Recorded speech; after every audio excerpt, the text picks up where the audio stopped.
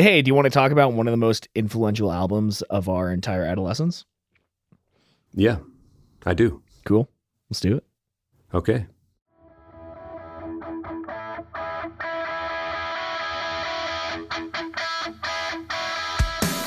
What is going on, everybody? I'm Tom. And I'm Pat. We're best friends, and you're listening to the Reminiscent Podcast. They say you can't choose your family. Well, you also can't choose which era of music you grew up in. This is a weekly show where we discuss our favorite bands from adolescence and how they continue to shape our lives today. Each week, we'll head back to the early 2000s and take a closer look at the cards we were dealt. All right, so we picked probably the most timely episode in the history of the world. This was not planned, other than the fact that this month, September, actually 8 days from the release of this episode, will be the celebration of 15 years of the album American Idiot by Green Day. Not only that, but just today, like 2 hours ago, at the time of recording, they announced a tour with Weezer and was it Fall Out Boy? Yeah, and the Interrupters will be opening. And they released a new song. I mean, literally hours before we hit record, we had planned this episode a couple weeks ago. No way we could have seen this coming, but hopefully the SEO works in our favor on this one. But yeah, a couple weeks ago, you realized that we're coming up on the 15th anniversary of American Idiot. This is a song that hit us when we were both in 8th grade, an album rather. And for me, it was pretty formative. For our band that we formed afterwards, it was pretty formative. So we're going to talk about how it affected us then, what it meant for the country as a whole, how that's changed over time. And there was a musical and a documentary about a musical and lots of weird fun facts about the album. So that's what we're dealing with today. Yeah, basically. And a really long Wake Me Up When September Ends music video that could have doubled as a Lifetime movie. And not just a bad Lifetime movie, like at least an average Lifetime movie. Like a pretty good one. Yeah. It's definitely different than Basket Case and getting yeah, it wasn't a song about pills, as it turns out. So it was definitely a turn thematically for the band.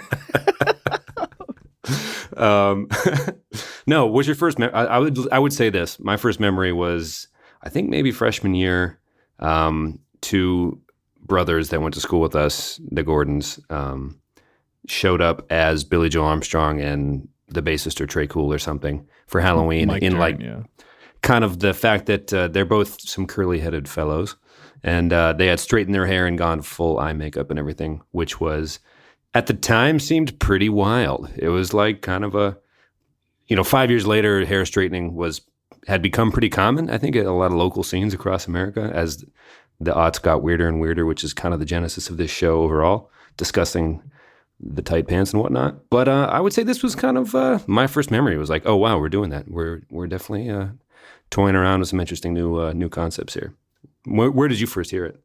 Well, I think what made their costumes more striking is they were both rather on the preppy side, like double polos with both collars popped, preppy, and they went full eyeliner with the red tie over the black button down. It was fun. I definitely did try that look at least once through high school, unironically, because I wanted to be punk. But I think someone mentioned, as someone mentioned in kind of a hate article on this album, it was like the most commercialized version of of punk that there could be. But anyways, it wasn't a musical at the minute we first heard it, which led us to love it dearly over the next kind of still. But I think we're gonna probably end up in defense of the album by the end. But I don't know. Perception at the time was kind of, I don't think people kind of had time to take it in because the 9-minute songs were so soaring, right? And I don't know. It was a huge effort. Obviously, the songs were longer than 2-minute punk songs. It was, on the title or the album artwork, it says Green Day Presents American Idiot. So I think it kind of was a rock opera from the start and took a minute for everyone to wrap their head around. Meanwhile, that whole summer, or maybe the following summer, Boulevard Broken Dreams and Wake Me Up When September Ends was like killing the airwaves. Like you couldn't really escape either of those two songs. It was about as successful as an album can be, which made it so much less punk like Right. inherently, right? It was so like the worst thing a punk album can be is commercially successful, I guess, and have people dress up like you for Halloween and stuff. Like it was so, I don't know. Did you feel that vibe at all? Or like, how did you first experience it and come to, where were you when it first came out and where were you by the time we had to watch that 8-minute Wake Me Up When September Ends music video? I first heard it in 8th grade in Miss Coral's art class. I don't remember who showed it to me. It might have been like Joey Finati or something. They busted out their iPod Classic. And I mean, honestly, I do not remember any details, but somehow it ended up on my 4 gig baby blue iPod mini that, oh God, my beloved iPod mini. And it just rocked my world, man. Like this was the first thing that I really heard of Green Day other than Good Riddance on the radio and stuff before that. But I was just at the age where I was kind of opening my eyes to like more punk music and like, sure, is this Baby's first punk album? Yes, it's not, Fugazi or Minor Threat or something. Of course, we weren't going to be 4 years old rocking Dookie, right? We weren't going to be like like going to bed listening to songs about melting your brain with prescription pills. You know what I mean? Like, cool, I'm practically dead in my own bedroom. All right, good night, Mom. I'm going to go read Dr. Seuss in the morning after this. Like, there's no this was the first one I got to claim as ours, which I don't know, it's kind of specifically a Gen Y problem, but I think the instinct was to be like, cool, we get a Green Day album now. We're like the age where we get to kind of dig into this. iPods are new, and I can have this on in my pocket at all times and really dig into it. And then it turned out to be kind of like hardcore Green Day fans. Well, maybe they ended up loving it, not being too harsh, but there's definitely a sentiment out there of its success and how the fact that it became a musical maybe takes away from it. But at the time, it was uniquely ours, and we got to, I don't know, dig in and really enjoy it. And there was plenty to enjoy. Did you have like an immediate favorite song, or did the 9-minute stuff kind of upset you at first, or were you like, oh, this is kind of neat?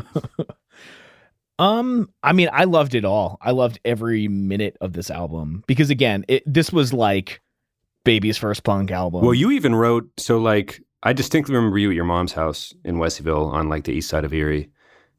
I remember you strumming those notes. Like, it was one of those, you know how you can play AC/DC Smoke on the Water if you put your fingers here and strum these strings? You know what I mean? Like, It's kind of the first riff. You're like, put your fingers here and strum these strings. And all of a sudden you hear Wake Me Up When September Ends, first little riff, right? So it was kind of like easy to learn some of the songs. I think you even wrote one that mimicked American Idiot a little bit for our junior high band. Just to like you said, it was just kind of a Training Wheels album. Like, okay, cool, yeah, stick it to the man. Even though it was the least hardcore version of what I think they thought they were saying. But yeah, at the time it was like, this is a masterpiece. Like, it felt awesome. Like everybody was listening to it, I feel like, at least people who were our age.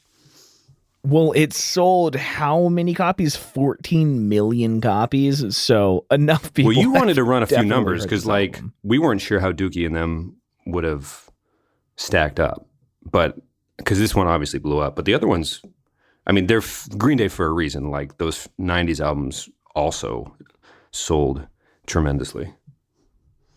Yeah, I was really interested in how their career led up to this because, again, this is like the first real album of theirs that I dug into. And this is actually one of like the few bands where I caught on super late. I think this was like their 6th or 7th album or something.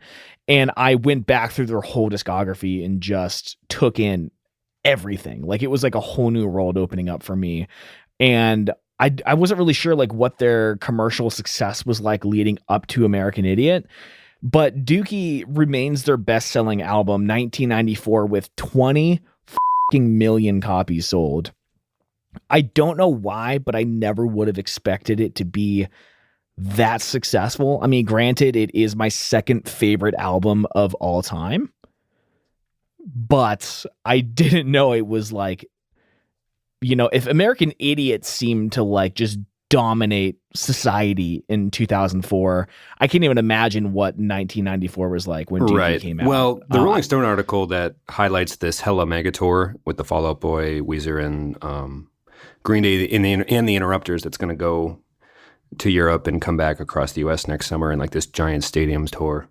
the article mentions, like, for those who have forgotten or wouldn't know for whatever reason, because a lot of time has passed, but in 1994, Weezer and Green Day were exploding, might even be an understatement, into the universe, with like two of the most legendary albums ever. So like obviously a lot has happened since, but it's easy to forget like obviously we were 4, so we weren't really cognizant of it happening then, but it's not only easy to forget some of those things and how it would have led up to certain things, but it's also easy to forget us in junior high just diving fully into this record, like not even aware that it could even not be cool, because like, oh, Green Day, cool, we get a Green Day album, like awesome, they're one of the good ones, right? That's people a little older than us, Gen Xers, seem to like them, so we get one for ourselves. But yeah, this one blew up. Yeah, and then the year after that, they put out Insomniac, which saw 1/10 of the sales that Dookie had, with 2.1 million, which I'd be stoked about 2.1 million of anything. Right. Like anything. Right. Pennies even. And that's a decent, just that's a good amount of pennies to have. What was interesting to me was this came after International Super Hits, which was a greatest hits record, right? Like, and was it 01? I forget. I'll have to pull it back up. But so this was like a full big effort album that came after. Were they putting the first half of their career to bed a little bit with International Super Hits and then started working on this? Or I got to wonder what like was in the artist mentality at that point, because it was interesting. Their career wasn't that old for them to have put something out like that. Maybe compilations taking advantage of CD sales at the time was maybe a little more common than we thought or realized in real time. But I don't know if you have any thoughts about that, like, because it kind of anecdotally marks the second half of their career or the middle point. But also, if International Super Hits came before it and was released before it, it was almost literally like a second chapter. I don't know if you had any thoughts on that or anything. Yeah, I mean, they definitely saw like a big career decline after Dookie, with Nimrod and Warning both getting like good reviews, but not great commercial success. Again, each one sold at least more than 1 million. I think Warning might be my second favorite album of theirs. It's so good. But yeah, I mean, Super Hits came out chronicling like their biggest singles from that time. And then they went from being a legitimate, a punk band to a band that does rock operas. And it's funny because in the article that just came out about the upcoming tour, Billy Joe kind of denounces long songs. He hates them, he says. Right. But yeah, I mean, I think American Idiot, definitely, without a doubt, redefined this band, who they were. But I think the issue that a lot of people had is they changed their sound, but they kind of got more substantial in the lyrics, trying to, play more to the political aspect of the time. Like, I just think American Idiot like totally fit the zeitgeist of 2004. And some of that maybe doesn't connect on recent listens 15 years later, but it was like a perfect album for the time. And it was kind of the signal that like the Green Day that you knew is gone. This is the new thing. We will be receiving Tony Awards in the future. Right. The EGOT race is on for sure. Look out, John Legend. But no, so like there was like obviously many, but two that we probably have talked about on the show before, post 9/11 albums that kind of captured a moment. Rising by Bruce Springsteen is one of them. This would have to be the other. Obviously, the Clickhole article makes fun of the fact like, oh, was Bush the American Idiot? LOL. But that was one of what was interesting is we were looking at that, and it was definitely like a sign of the times thing. Like, yes, they are chronicling this particular feeling. But one of the Kroll Show comedians, John Daly, he did an interview with the AV Club that we were reading about for this episode. Man. And that was actually part of one of his criticisms of every bit of it. Like that it was so vaguely, like it was like the obvious political album to write almost, and that the fact that it became a musical made it actively bad, which I think is a little hotter of a take than you or I feel. Mostly because, again, we loved it as kids, and I think we still enjoy it now. But do you think there's any merit to his take that it is just a trash album and that it was the obvious political take at the time and was just kind of vaguely upset at stuff? Or like they went from taking lots of pills to just saying F you out loud? Or I don't know. Do you have any thoughts? I mean, I have the quote right here, and I think it's interesting to read it because I don't necessarily disagree with every aspect of it, but I don't know how different he wishes it would be. Yeah, John Daly on the AV Club, quote, "They just became the regurgitation of the repackaging of the that punk rock out and died. It's a commodification of rebellion made into pure capitalism. Everything Green Day does turns into an echo chamber of profit. It's all come to a head with American Idiot." And we come back to this all the time, like, because we grew up in an era, I think Gen Y, whatever. Blink got softer. Hair straighteners became a thing. We didn't even get a good version of Green Day. You know, like, there's a lot of, like, when the decades and the generations kind of line up, like, the boomers are like, 1971 was a great fucking year, man. You know, like, we can't really totally compete, obviously. But here's my question. Green Day, I mean, what, like, we talked about this a little bit before the show, but just like, you know, do you have to be on Skid Row in that apartment when you're writing those albums to have the street cred? But I mean, like, they were like suburban California residents who took too many prescription pills. You know, like, it wasn't like they were, I don't know, like, I guess the question, obviously, of what is punk is broad, but how hardcore was Green Day to begin with, other than singing about being out of your skull, which I guess kind of the I don't care attitude is punk that came with the early stuff. But I don't know if you had any, if you could probably say it better than me because you're a bigger fan of the band in general. But I mean, just being high isn't necessarily punk. You know what I mean? I don't know. Like, Brain Stew is one of my favorite early tracks, but even songs like Macy's Day Parade, there's elements of just like a melody and kind of thoughtfulness that you see in American Idiot. That it wasn't all just like short songs about beating up elderly people with skateboards and shit. I don't know, like, how many Ramones t-shirts did we see sold at Hot Topic in our era for people that had no grasp on what it is to be punk? But then again, what is it? You know, if Green Day is one of the legendary punk acts, are they? I guess is my question. Well, I think someone else can put it in better terms than I can. Let me quote my dear friend of the show, Jack Black. "Well, you're not hardcore unless you live hardcore." Truer words never spoken. Truer words. Was way hardcore! Okay, so I think it's a really interesting question because Blink-182 gets it a lot. You're 55 years old and married. Why are you still talking about teenage relationships? Well, even at the same time, like, even then they were just kind of love songs that were short with punk-esque chords. And the whole term pop punk, we've debated about this on the show before. Like, I think pop punk is inherently not punk because of how easy to listen to it is. Like, there's no band we've had to listen to that is hard to listen to. You know, like, that tour, that Mega Hella tour, like, you know, you don't really have to earn that fandom. Like, I don't know, jam bands like Phish and some of those like cult following bands have like the hard to listen to factor, or you have to spend time with it. But most of the bands we enjoyed growing up are famous for a reason. And I don't know, there's not like a rough edge to, I don't know. I mean, if Dookie sold that many copies, how punk was it? You know what I mean? Like, you guys are too good at your craft to be punk or something. You know what I mean? Like, you're too skilled as songwriters, and then to kind of pan them for writing American Idiot after the fact, only because they found commercial success on the stage and elsewhere, seems.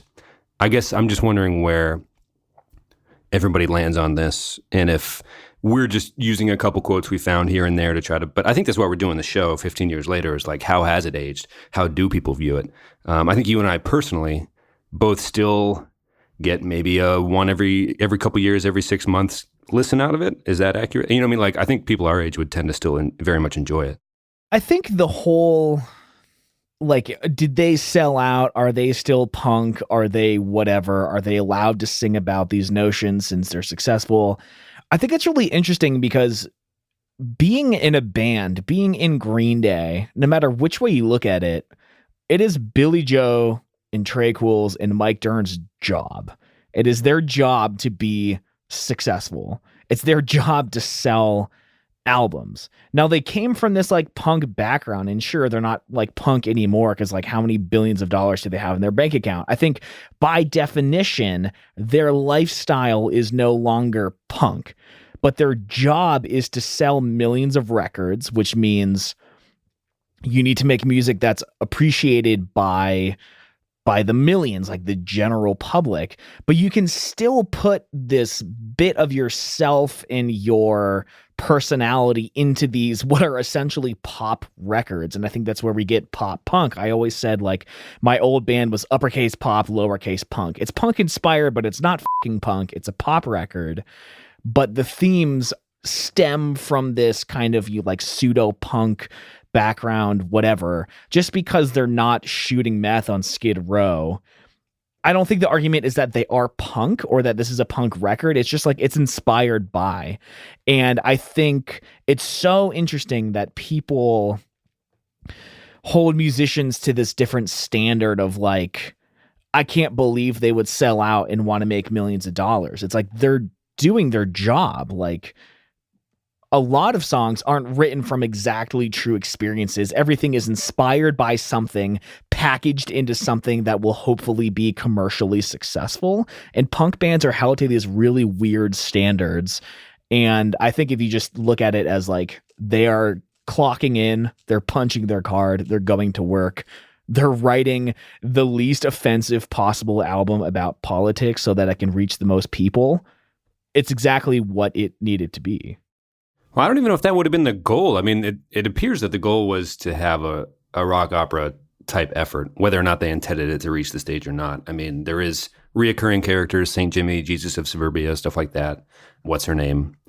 But I don't know if anybody who writes one of those, I mean, I guess the dream would be that it would make the stage, but, you know, it could have fallen flat, but it didn't. You know what I mean? So I guess it's kind of a risk you take as an artist to even make that change. I'm not saying they wrote it for the stage, but they wrote it for the masses and hopefully for themselves. Or I guess what I'm saying is, here's my question though. Is it the riskier move to write like they could have pumped out 30 years worth I mean, they could have done whatever they want. You look at Rivers Cuomo, he's done almost certainly to a fault, whatever he's felt like on a month-to-month basis for the last 25 years. And you feel that. The decision to not do another Dookie and write a soaring rock opera, was that almost more, because we talked about Avril Lavigne. It was one of our better episodes. I think it was like 100 maybe, but 101, doesn't matter. We'll put it in the show notes, I guess. But, you know, somebody was coming after, a fan got after her online about, you know, her recent stuff. And she was like, I think it's punk to do what you want. And I want to do this, and I'm not 17 anymore, so eat basically. Which it's kind of like athletes and musicians. You tend to forget that they're just people, right? Like, I was rereading Sex, Drugs, and Cocoa Puffs by Chuck Klosterman, and he has an essay in there about Billy Joel and how he's inherently uncool and why it's okay and why he's one of the greats. But he was talking about why he's not looked at as if he's Bruce Springsteen or something. And he said, for some reason, people kind of assume Bruce goes home to New Jersey between tours and continues to work in an auto shop when that's never been his life for a single minute. So I don't know if there's like a moment for every punk act or hardcore act, you know, where like you lose when you start to see that they're old now. Like, I don't know if Mark Hoppus's Twitter presence is ruining. Like, we're reminded so often on a day-to-day Twitter basis that he's a dad that it's hard to picture him hanging out behind the club on the weekend type thing.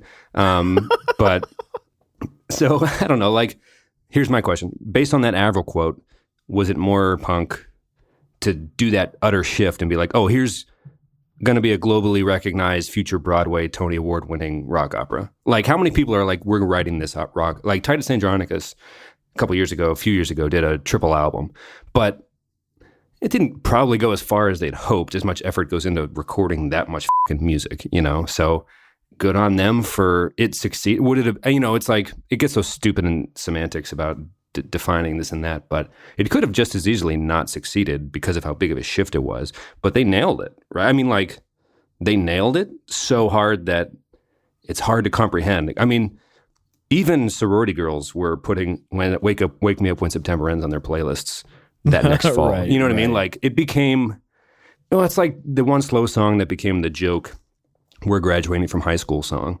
You got to help me out with the title because I can't think of it at the moment.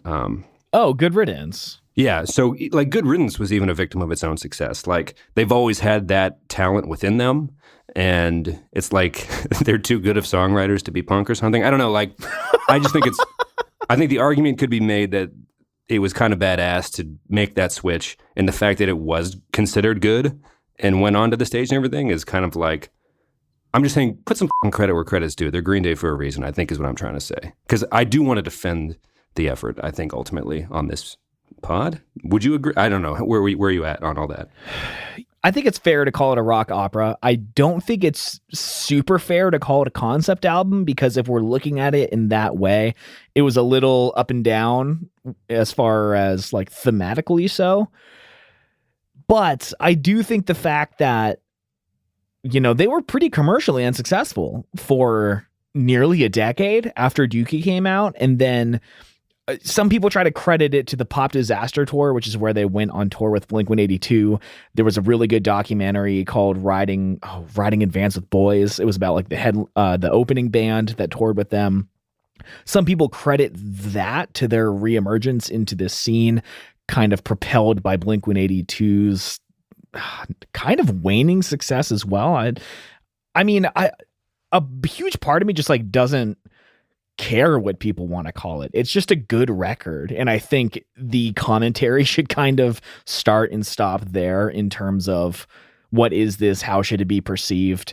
It was a huge swing. It could have very easily missed, but it didn't, and it took the fucking world by storm, and we're still not seeing the end of it. There's like a movie coming out, apparently. The last that we've heard anything from that was about 3 years ago. There were arguments over publishing rights or something, but there's a movie coming out. This album has been out 15 years, and people are still talking. Obviously, wildly successful. It was deserved. The songs are good. It is. I listened to the album twice last night. I was up till like 2 a.m. just listening to it over and over. And it was funny kind of how forgettable the whole middle of the album was, because it was very front loaded and then bottom heavy, I guess, with Homecoming and Whatsername, which we both have opinions on Whatsername for sure. But I don't think this is like their greatest work or anything, but I think for the year of 2004, for kids our age or slightly older who kind of remember September 11th, but weren't really old enough to fully grasp what was happening at the time, this like allowed us a few years to process and then get, angry about it. And again, it's like in the most general terms possible. It's like when we talked about Tom DeLonge during the Angels and Airwaves tour with Taking Back Sunday in 2007. He gets on stage and he's like, "War is bad," and everyone's like, "Yeah, it's bad." Like, or it's like that Hard Times article, like frontman running out of generally agreed upon topics to scream about on stage or something. Like, but there's nothing, their job is to like sell albums. So you don't want to be too controversial. People know war is bad, so say war is bad and make millions. We can talk about I do want to do a quick mailbag and a favorite tracks, but you bring up an interesting point about like the whole generational stuff. Like, we may, I guess people older than us say that we're generally soft, right? The participation trophy award generation and stuff, even though I think that's kind of a tired meme and has been debunked as a stupid take by all accounts. Right. But if you think about what he was saying, like, okay, dear young teens, says Billy Joe. Yeah, he is stupid. This is a stupid version of what this office is supposed to be. That's a take from one of your favorite artists, sincerely, Green Day. And then the music video for Wake Me Up When September Ends, we can make jokes about the Lifetime movie stuff, but like that doesn't not mean we're not taking Ubers home from Cleveland bars years later with dudes that are only driving Uber because they can't sleep at night because of their PTSD from being in Afghanistan and Iraq for that decade. Right. Not to get too heavy, but like people gloss over this generation so hard. Like, and I'm not saying we're the greatest generation, this and that, but the adolescence was definitely super aware of what terrorism is, right? Almost too aware, probably. And we have to now consider the warming world and whether or not procreating is ethically good, like whether or not our grandchildren would even be able to visit Miami and things like that. So, it's like, participation trophies, but also why don't you let us enjoy American Idiot? I think, like it was like, you can say it's a silly take and, it went on to be a musical and that makes it lame, but they were just singing about what was happening. And some of that stuff, if you really wanted to get kind of a little grittier with it, like, obviously this is not San Francisco flower power Vietnam era. All that stuff is super powerful. I don't want to take away from any of that. But I don't know. I think you and I both, we chat about this off the air a lot, about Gen Y and on the air, I guess, obviously, but getting a lot of flack for being, I don't know. I guess I never super understood older people looking at younger people and saying, like, even in the workplace, making fun of them for not knowing certain bands. Like, yeah, sorry, I missed the Rush deep cut, dude. Like, I'm familiar with Working Man and a few of their other tunes only because of the movie I Love You, Man. And I guess I haven't had the time to really explore it too much. But thanks for making fun of me before lunch. I appreciate the good talk. Anyway, okay, you want to do a mailbag? Well, Rush is a bad example. Rush is a bad example. But there's been meetings where there'll be a young producer, male or female, and they'll get a lot of crap for being like, "Oh, you don't know who they are?" Like, okay, there's like a lot to take in terms of like, yeah, I didn't skim the entire zeitgeist before my coffee this morning. But anyway, I'll pass the ball over to you unless you wanted to do the mailbag. I mean, I do think that the best part of this album is how it's managed to just become more relevant over time. I do appreciate that aspect of it. We thought we were at the worst example of what this country could be, but here we are. And I don't know. It's just it's good stuff. I mean, we can get into the specific songs, I guess. We'll do the mailbag first, and then we'll talk about some specifics. Okay. And here's a quick question before the mailbag, just from me personally to my friend Tom, who is the co-host of this show. Are you going to go to the Hella Mega Tour? And does it bug you that they named it that? Or does Weezer's involvement disturb you? Does Fall Out Boy's involvement disturb you? There was a very similar tour with Weezer, Fall Out Boy, All American Rejects, Panic at the Disco in like 2011 or something, I want to say. This is like a way more intense, more pure, direct, drug-injected version of that. Do you have any quick takes on the tour? I'm not a big fan of like big shows, like what you would probably call a concert like that. They end up being pretty expensive and people don't move around and they get pissy if you touch them. You do like the more intimate venues. You like to throw down and get a little sweaty in small buildings. I know this about you. Yeah, like give me a 200 cab venue. I'll be stoked. But yeah, I don't know. I mean, I love Green Day. I mean, I really only know the Weezer singles, unfortunately. They were a product of discovery around the LimeWire days. And Fall Out Boy I haven't liked since From Under the Cork Tree, so I probably will not go. Did, we loosely talked about kind of like, oh man, I wish you would have done a better job with From Under the Cork Tree. And even honestly, we did the Good Charlotte episode of Young and the Hopeless. I guess American Idiot, I think we're starting to piece together, now that we go back and look at the sales numbers and everything, which albums were bigger splashes than we realized at the time, but this is definitely one of the heaviest hitters. Let's go to the mailbag. This comes from Caroline in California. Are you ready? Oh, I'm ready. Here's the question. All right. Dear Tom, are we the waiting? I'm waiting for some weird questions in this mailbag. That's what I'm waiting for. Okay, you're already the joke's already too self-aware. We got to suspend the mailbag for a little while. All right, this one comes from Patricia in Portsmouth. Is the center of the earth the end of the world? Is this a lyric? Yeah, man. Oh. They go to the 7-Eleven parking lot, and then he sees the scribbling on the bathroom stall. But he's having like an out-of-body experience while doing heroin with Whatsername, apparently, considering himself the Jesus of suburbia while reading scripture upon the bathroom wall. Oh, and all it said was, "Is the center of the earth is the end of the world?" But he could really care less. So that's punk, if you ask me. If you see a revelation like that and not even give an F, not even give a heck, that's friggin' PUNK, baby. That's it, man. So yes, I don't know. I think geographically, probably in terms of whatever earthquakes coming to Yellowstone, whatever that one British blog keeps telling us America's going to explode every friggin' week. That's a different, never mind. Okay, this one comes from Timothy in Wyoming. Would you rather be St. Jimmy or the Jesus of Suburbia?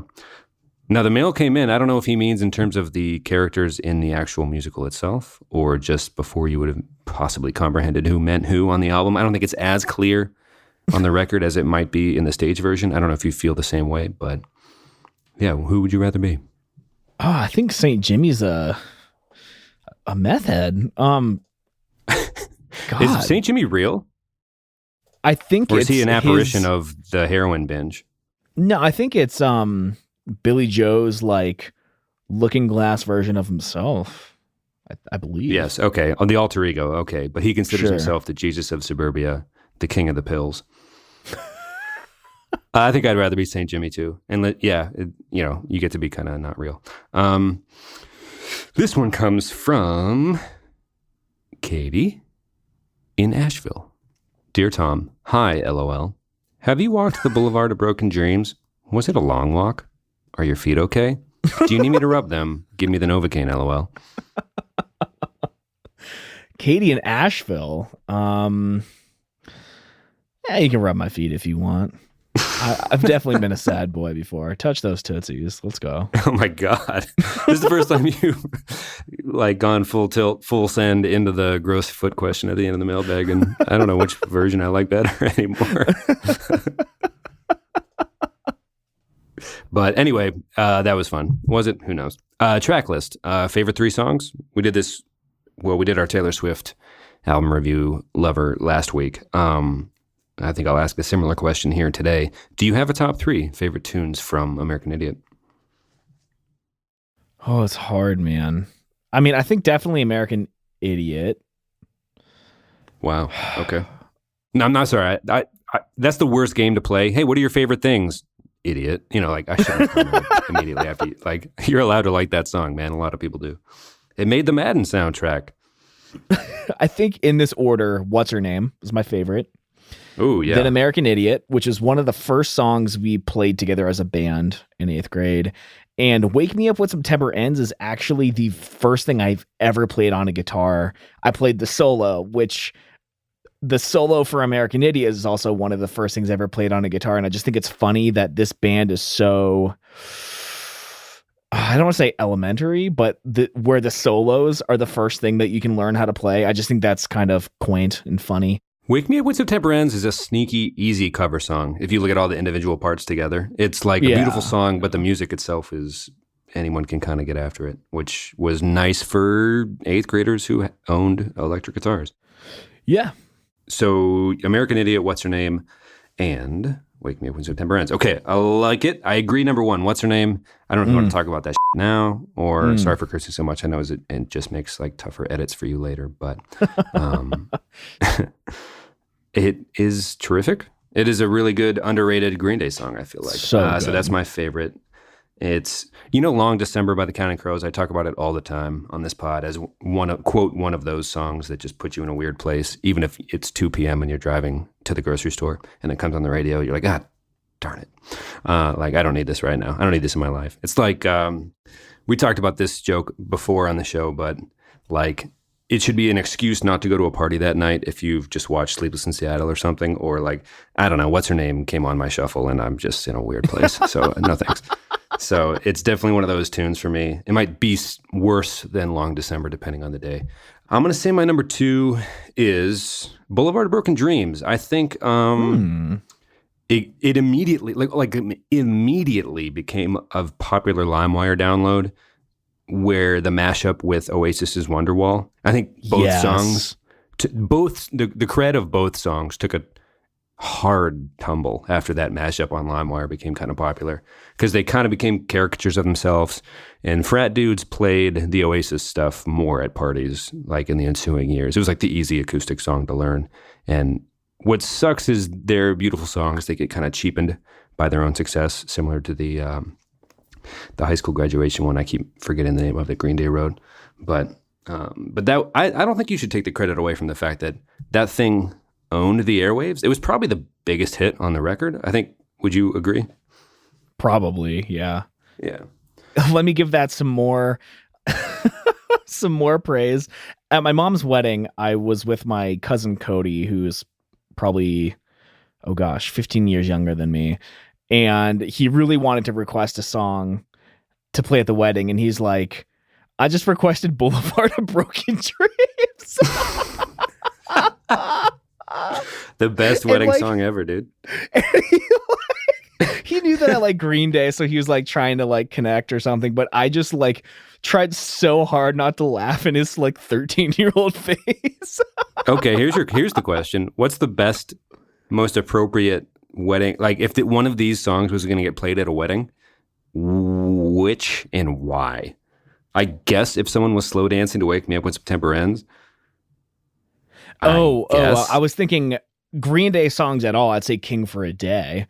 To dance to. Yeah, I guess that's true. It could just make there's not a lot of toe tappers in terms of like, I might jig to Jesus of Suburbia for 9 minutes on the dance floor.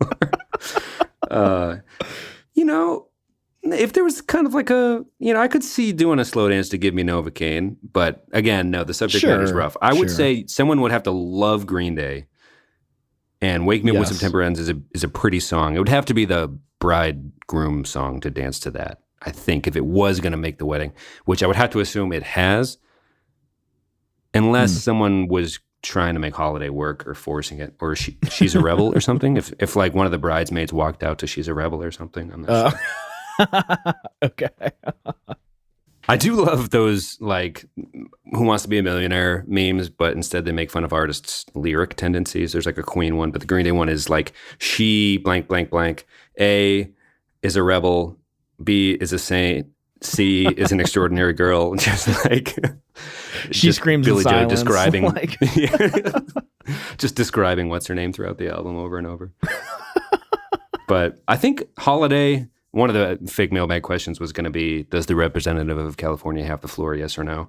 But I didn't think that was going to get a funny response, so I bailed on that. That got some good radio play too. But I'm going to say What's-Her-Name, Boulevard of Broken Dreams, and Give Me Novocaine is a nice, I'm realizing now, heroin song, but I just thought it was like the slow version of Brain Stew. Like, I enjoy being high. I have an addiction issue, and I shouldn't joke about it. But, that was his slow version of Brain Stew. It kind of felt like, now I kind of want to see the musical to kind of piece it all together, because it seems like it was like it would like it seems like the stage version kind of slaps the audience in the face with what the characters are and what their problems are, right? Yeah. It's a little it's a little less in your face. The album version, you kind of have to piece together like, so he's mentioned some St. Jimmy, some Jesus of Suburbia stuff. I do like Homecoming and Jesus of Suburbia, but it's tough on a playlist unless you're just listening to the album again. Homecoming is good. Yeah. Here's my another question is, what's your favorite lyric? I think mine would have to be, I've got a kid in New York. I got a kid in the bay. Which is actually Trey Cool singing. Did you know that? No. Yeah. Just like, get after it, man. The thing about, so here's the thing that I hate about this album is Weezer came out with Red, I think after this, and they had a 9-minute Greatest Man Who Ever Lived mimicking Jesus of Suburbia effort, and they had a Let the Drummer Sing song as well. And the Greatest Man Who Ever Lived was good. Red, I like the album. I like the Red album. But yeah, the drummer singing song was not the best track on that. And I don't think Trey's, it just is a little jarring, I would say, even on this. He's obviously a talented artist, but I got a kid in New York. So, okay, that is American Idiot, and that kind of all sums up that era. And we mentioned this was like the signaling of a new Green Day. Should we talk about the song that just came out 2 hours ago? Because I think that might also be another huge signal. And my first thought while listening was, man, this is a really good Portugal the Man song. Which I wish you would have saved the joke for the pod, because I texted ha ha ha ha ha ha, but I didn't laugh like that on the pod itself. So darn it, technology. Information age of hysteria, am I right? But I like it.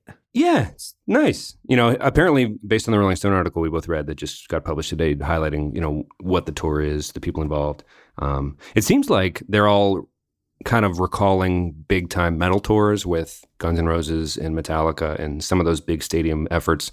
So it seems like they, as children, were metalheads, or there were metalheads in each of those bands, and they kind of want to recreate what those used to be, those big sellout. Like, nobody really has tour T-shirts anymore. You don't really see grown men with like, got it. I remember going to this show, like, oh, you were there? Nice. So I think they kind of want to recreate a little bit of nostalgia there. They gave it the worst name possible, but they're all promoting new music. I'll listen to most of it or all of it. I'm sure we'll chronicle it on this show when it seems necessary, even though the point is to look backward more often than not. But I was trying to think between American Idiot and this song, or this tour announcement and the music that's going to go with it for at least Green Day's fourth of it. The only other song I could name is 21 Guns, which was the soundtrack to Shia LaBeouf looking at Megan Fox in the Transformers movies. And that's kind of the only other Green Day thing I can think of the past 15 years. Now, I guess this is a 15-year retrospective. So that would be the song I could name of stuff that was post-American Idiot. Yeah, I mean, if they thought they saw commercial unsuccess leading up to American Idiot, they outdid themselves leading up to now. The numbers have been low. There were a couple good songs on Uno, but not enough to capture my attention to really pay attention to Dose and Trey. But I'm excited for the future because it seems like, again, they're just being punk rock. If we want to sound exactly like a Portugal the Man song, we're going to do it. Doesn't matter what our legacy says we should or shouldn't do. They're just going to do it. And to me, that's exciting. Well, the benefit of sitting back and letting the world react to your past work, they don't have anything to make fun of you for in the minute. And other bands get to make the mistakes you don't have to make. So like, again, Rivers grew up in a hippie colony in New York. He doesn't care. He's going to do whatever he wants. And Weezer is just going to continue to lose street cred. And that's fine. I guess I was texting with some friends today. The joke is that it's not a joke anymore. They're just doing what they want to do. And if you want to go enjoy it, then do, or whatever. But, Green Day can be like, okay, so this is the current sentiment of what American Idiot was, even though it was wildly successful at the time. Yeah, sure, we'll write another 23-minute album, it's probably easier to do, right? There's just fewer minutes you have to record.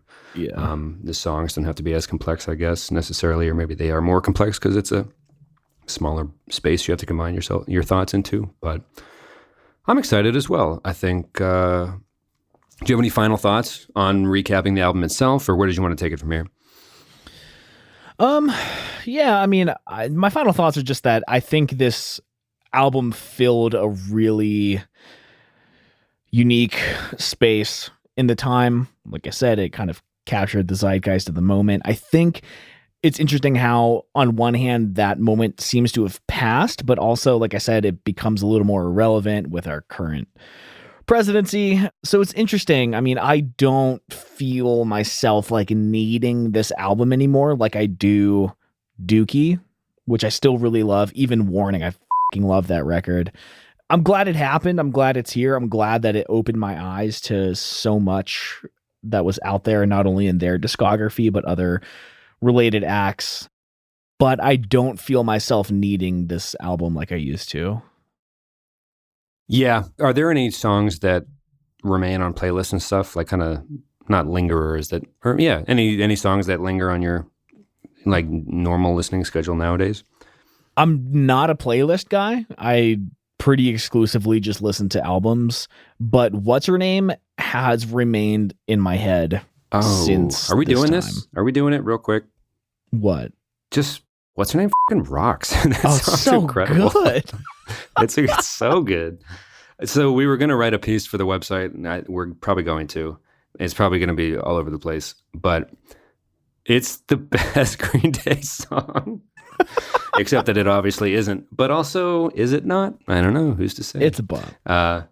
It's crazy because they drag you through Homecoming at the end, and you're like, okay, I get it. Rock opera. This is probably coming to a close.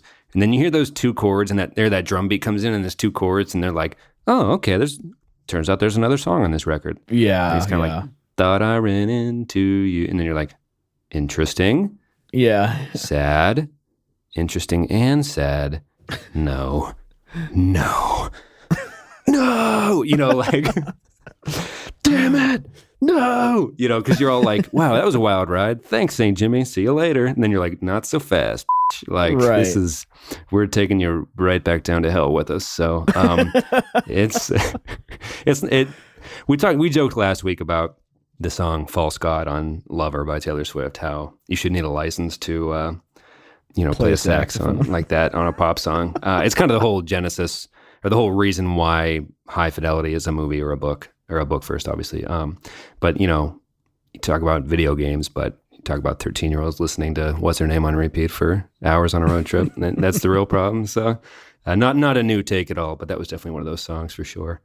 Underappreciated, I would say. Sure. You're the only person that I feel like I've had this conversation with, but what's her name? Oh, no, it's so good.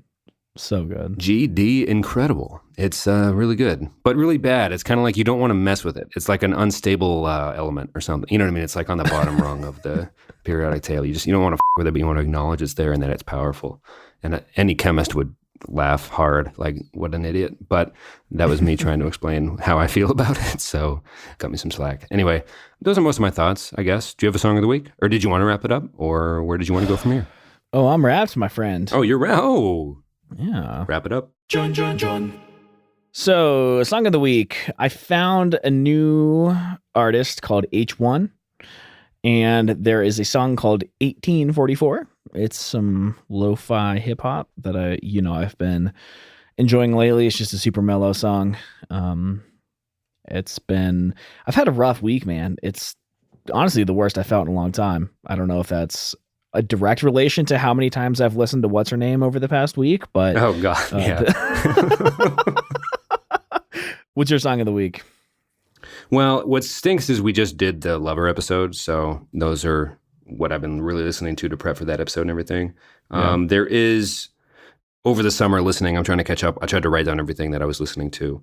This week, I'm going to give you the one that made a lot of the playlists. Thinning by Snail Mail. Everyone who listens knows I love Snail Mail more than I should. Well, no, the right amount. And yeah, it's a good tune. Thinning, Snail Mail. Snail Mail is not new around the show, but stoked to check it out. I thought that was more of a recent track. Hold on. Okay. Let me find a new one then. Snob. No, let's Idiot. Scab. Well, how about Eat, Sleep, Wake by Bombay Bicycle Club. How about that? That's a new one. All right. How about we ask everyone to tweet at the show @_reminiscent FM and let us know what your favorite song on American Idiot was. We are obviously team What's Her Name, but there's a lot of good ones on there. So we'd be interested to find out what your favorites were and whether or not you're going to go to the Hella Ultra Mega concert festival extraordinaire. While we were recording this pod, they added that word in and it's actually called that now. But it's two of those three. It's definitely two of those three. I don't remember. I shouldn't make fun because I don't remember which of the two it is, but we'll know more. We'll know more when we log off for sure. All right. Well, sounds good, man. Love you, dude. And talk to you next week. Love you too, man. And good luck with the What's Her Name stuff still lingering in your most recent played stuff. It's dangerous. It's dangerous. So thanks for joining us, everybody. Follow us on Twitter @_reminiscent FM. Again, let us know what your favorite tracks are. Do you want to say it? Do you want me to say it? Break your phone, smash that subscribe button, just injure your electronics with your vigor that comes with being such a fan of the program. And thanks for being here. We look forward to chatting next week. There's a lot of 15 and 10-year anniversary stuff to discuss before the year ends. So yeah, thanks for joining us, Tom. As I mentioned, love you very much, and I'll talk to you soon, man. All right, love you too, man. See ya. Thank you so much, everybody, for listening to this entire episode. It was a long one, I know, but please tweet at the show @_reminiscent FM. We would super love to hear what your favorite song from American Idiot was.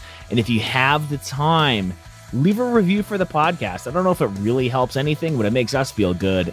But what does help is definitely to tell a friend about the show, spread the love. We'll give it right back. We love you all. Talk to you next week.